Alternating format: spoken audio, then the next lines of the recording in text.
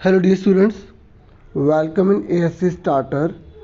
Dear students, ये जो video रहेगी ये आपकी एक्टिविटी जो शीट है ना, जो पठन अभियान चलाया जा रहा है उसमें जो 6 से लेकर 8 क्लास सभी स्टूडेंट्स के लिए आ रही है ना, नंबर 40 की रहेगी।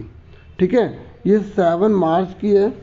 और इसमें ना मैं आपको बता दूं कि आपकी हिंदी की ये है। ठीक है, हिंदी की कॉपी में अगर आप कर रहे हैं तो हिंदी में करेंगे, लेकिन अगर आप जो है ये एक ही कॉपी बना रखे तो आप हिंदी का सब्जेक्ट लिख देंगे। ठीक है, इसमें टोटल 3 क्वेश्चन है तो उसके बारे में डिस्कस करेंगे।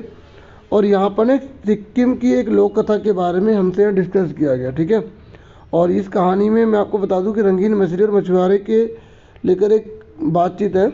जैसे इसमें मैं बताता हूँ कि जो रंगीन मछली है ना, वो एक तालाब में रहती है, तो और जो मछुआरा होता है वो क्या करता है कि वो रोज़ उस तालाब में जाता है। ठीक है, लेकिन अब उसके घर की हालत बहुत ज़्यादा ख़राब है। ठीक है, और लास्ट में आपको सारे आंसर क्वेश्चन में दिखाता हूँ भी। ठीक है, पहले थोड़ी सी कहानी सुन लो। ठीक है,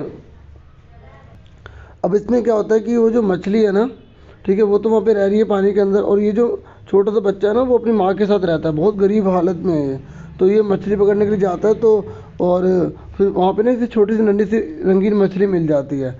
और जब रंगीन मछली मिल जाती है तो फिर वो उसको ले जाना वाला होता है, उसका मन करता है घर पे रख लूँ। तो मछली कहते हैं मुझे मत लेके जाओ, मेरे माँ बाप जो है मेरा इंतजार कर रहे हैं। तो उसको उस पर दया आ जाती है और फिर वो उसको उसमें छोड़ देता है। तो उसके बाद वो दूसरी मछली पकड़ के फिर घर चला जाता है। फिर अगले दिन जब वो आता है तो उसका मन बहुत ज़्यादा होता है कि भाई मुझे इस मछली से मिलना है। तो मछली खुद आ रही होती है और वो कहते हैं कि मैंने अपनी फैमिली को तुम्हारी दया के बारे में बता दिया, तुम कितने दयालु हो, कितने अच्छे हो। तो उन्होंने मुझे जो है तुम्हारे लिए उपहार भेजे हैं, मतलब तुम्हारे लिए। तो उन्होंने वो उसको क्या करते हैं, वो उसे मोती वगैरह दे देता है। ठीक है, तो वो घर जाता है, अपनी मम्मी को बताता है। ठीक है, घर जाके अपनी मम्मी को बताता है तो उसकी मम्मी कहती है कि मतलब जो भी हमें मेहनत की चीज़ें लेनी चाहिए, हमें दूसरे की चीज़ों पे कभी नज़र नहीं रखनी चाहिए। ठीक है, तो फिर वो जाता है घर, वहाँ पर दोबारा से जाता है अगले दिन मछली पकड़ने। तो उसके बाद ना वो उसको अपने जो है ना पापा के पास ले जाती है, कछुए के ऊपर बिठा के। और वहाँ पर वो देख के बहुत सारी चीज़ें देखता है, लेकिन वो लालच में नहीं आता है। ठीक है, तो इस तरीके से वो कहता है कि तुम्हें क्या चाहिए, उपहार बताओ। तो वो कहता है कि मुझे ये चाहिए कि आप ना मुझे अपने जो ये तालाब है ना इसमें मछली पकड़ने की इजाज़त दे। तो बस वो ये मांगता है, मतलब लालच नहीं करता है। उसके बाद फिर इस तरीके से वो रोज़ आता है, रोज़ आता है, वो मछली पकड़ कर मेहनत करके अपना जीवन यापन करता है। और वो किसी भी जीव को ना मतलब नुकसान नहीं पहुंचाता है। ठीक है, जितनी ज़रूरत होती है ना उसे मछली की, उतनी ही वो अपने घर के लिए करता है। तो फिर उसकी अब ना जो मछली है ना, और अब उसकी शादी होने वाली है जो राजकुमारी है, क्योंकि वो वहाँ की राजकुमारी होती है। तो अब वो कहता है मैं तुमसे नहीं मिल पाऊंगी। तो लेकिन वो दुखी तो होता है, लेकिन उसे एक चीज़ शिक्षा मिल रही होती है कि भाई हमें कभी भी लालच या दूसरों की चीज़ों पर नज़र कभी नहीं रखनी चाहिए। ठीक है, हमें हमेशा अच्छापन हमेशा अपने अंदर रखना चाहिए, और मेहनत करके जो है ना हमें खुद ही अपने आप चीज़ों को प्राप्त करना चाहिए। ये इस कहानी में था। अब 3 क्वेश्चन है, फटाफट इसका आंसर देख लो और समझ लो। देखिए 3 क्वेश्चन है। ओके, तो हम इन तीनों क्वेश्चन के आंसर अब करेंगे। और ठीक है, कोई डाउट हो कमेंट बॉक्स में मुझसे पूछ सकते हैं। ठीक है, चलो एक एक क्वेश्चन को अच्छे से मैं करवाता हूँ आपको। देखिए पहला है, इस लेख में जिन शब्दों के अर्थ और उच्चारण में आपको कठिनाई हुई है उन शब्दों की सूची बनाएं तथा अपने शिक्षक या शिक्षिका या परिवार के सदस्यों से उनका अर्थ और उच्चारण पूछकर उनका अभ्यास करें। ठीक है, आपको पीडीएफ मिला होगा, है ना। तो उसको आपको पढ़ के एक एक शब्द को देखना है। जैसे विविधता का मतलब होता है कई प्रकार, श्रेष्ठ मतलब महान, प्रसन्न मतलब खुश, सिपिया मतलब छोटे समुद्री जीव की खोल। ठीक है, सिपिया आपने देखी होंगी। तो डियर स्टूडेंट्स, तो आपको एक एक लाइन अच्छे से पढ़नी है, और उसके बाद जो जो आपको टफ शब्द लगेंगे वो आपको करने ही। मुझे जहाँ तक लगा कि 4 शब्द आपके लिए टफ होंगे तो मैंने लिख दिए, लेकिन अगर आपको इसके अलावा कोई और लगता है तो कमेंट बॉक्स में मुझसे पूछ सकते हैं। ओके, नहीं तो आपकी जो स्कूल के टीचर हैं उनसे आप पूछ सकते हैं। अब उसका दूसरा क्वेश्चन देखिए, यदि आप तेंजिंग की जगह होते तो आप मछली से अपने लिए कौन सा उपहार मांगते और क्यों। अगर मैं तेंजिंग की जगह होता तो मैं मछली से एक ऐसा जाला मांगता जिसमें मछलियाँ आसानी से फंस जाएं। ठीक है, आप कुछ और भी लिख सकते हैं बच्चों। ठीक है, अब थर्ड क्वेश्चन देखिए। थर्ड है, आप अपनी कक्षा से किसी एक साथी के साथ मिलकर किसी एक लोक कथा की जानकारी एकत्र करें और उस पर अपनी कक्षा में प्रस्तुति दें। मतलब आपको एक लोक कथा लिखनी है। ठीक है, मैं आपको एक लोक कथा दिखा रहा हूँ।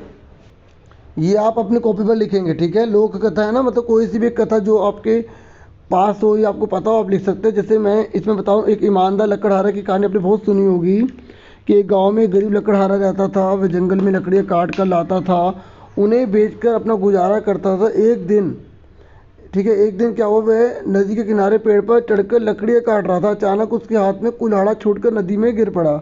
लकड़हारा सोचने लगा कि अब मैं अपना जीवन निर्वाह कैसे करूँगा। सोचते सोचते उसकी आंखों में आंसू आ गए। तो कुछ देर तक रोता रहा। इतने में वहाँ एक देवता प्रकट हुए। उसने लकड़हारे से पूछा, तुम क्यों रो रहे हो?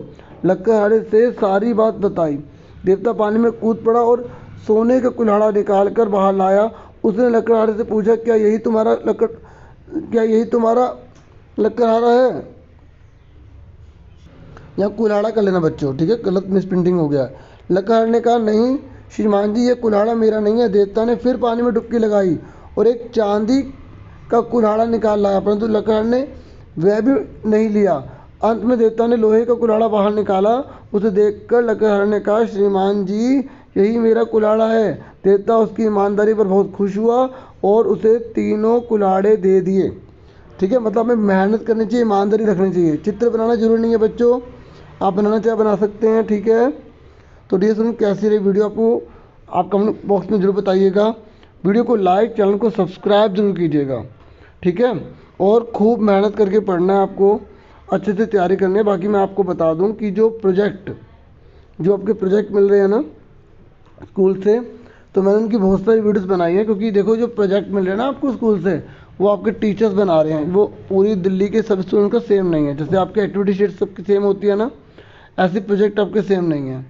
सुन रहे मेरी बात? तो इसलिए आपको प्रोजेक्ट जो है अपने आप ढूंढने पड़ेंगे, चैप्टर्स में से ढूंढने पड़ेंगे। आपकी साइंस की किताब में से सब कुछ मिल जाएंगे, हिंदी की किताबें से हिंदी का मिल जाएगा, इंग्लिश की किताबें से इंग्लिश का। लेकिन फिर भी अगर आपको कोई दिक्कत आती है तो आप कमेंट बॉक्स में मुझसे पूछ सकते हैं, मैं कोशिश करूँगा उसका रिस्पॉन्स देने का, ठीक है। बाकी सुनिए, जो संस्कृत का है, ठीक है, संस्कृत का ऑलमोस्ट सभी बच्चों का एक जैसा आया, तो मैंने संस्कृत की वीडियो बना दी है, ठीक है। यहाँ पर आपको शुरू में मिल भी जाएगा, और संस्कृत की देख सकते हैं, 6th क्लास 7th 8th सभी की बना रखी है, ठीक है। और बाकी जितनी भी एक्टिविटी शीट है, आपका बहुत सपोर्ट रहा तो मैं आपके लिए नोनी प्यारी प्यारी वीडियोस लेकर आऊँगा, ठीक है। और आप खूब मन लगा के पढ़िए। 3 ही क्वेश्चन करने थे और तीनों हो गए हैं। आपसे फिर मिलेंगे नेक्स्ट वीडियो में। अपना पूरा ध्यान रखिएगा। Thank you for watching and listening carefully. Take care yourself dear students.